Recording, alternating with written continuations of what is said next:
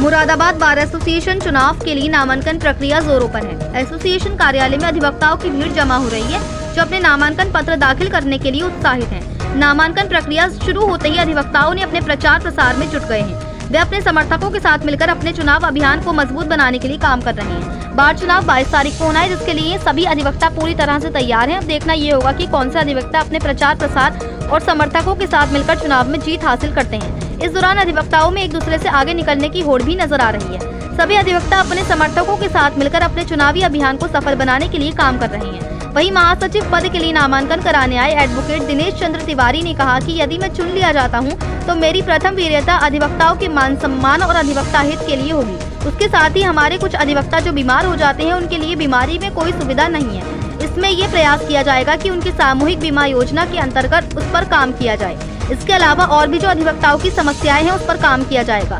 जरूरत पड़ी तो तमाम मुद्दों पर जनरल हाउस भी आहूत किया जाएगा। सबसे विचार विमर्श करने के बाद तब कोई निर्णय लिया जाएगा। जो मेन समस्याएं वे हमारे अधिवक्ताओं के मान सम्मान के लिए हैं, उस पर भी काम किया जाएगा। यदि मैं विजयी होता हूं, तो इन सब चीजों पर काम किया जाएगा।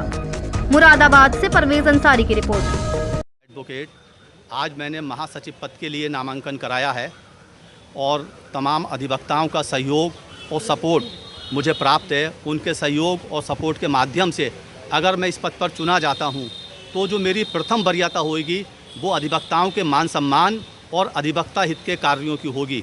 इसके अलावा जो हमारी कुछ अधिवक्ता साथी हैं, वृद्ध हो जाते हैं, बीमार हैं, उनके बीमारी में इलाज की कोई सुविधा नहीं है, तो प्रयास ये रहा जाएगा कि उनकी सामूहिक बीमा योजना के अंतर्गत उस पर काम किया जाए।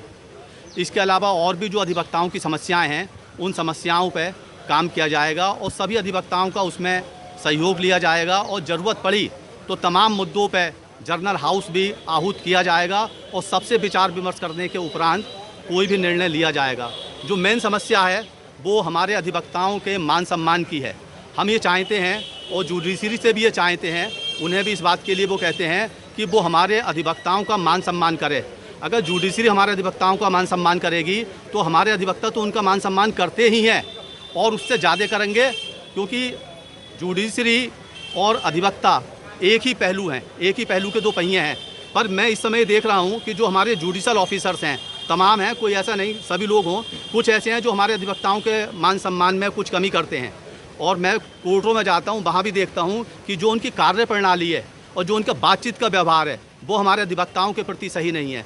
तो मैं इस चैनल के माध्यम से यही कहना चाहता हूँ कि अगर मैं इस पद पर विजयी होता हूँ, तो इन सब चीज़ों पर रोकथाम की और इन्हें सुधारने का प्रयास किया जाएगा। जय हिंद, जय भारत।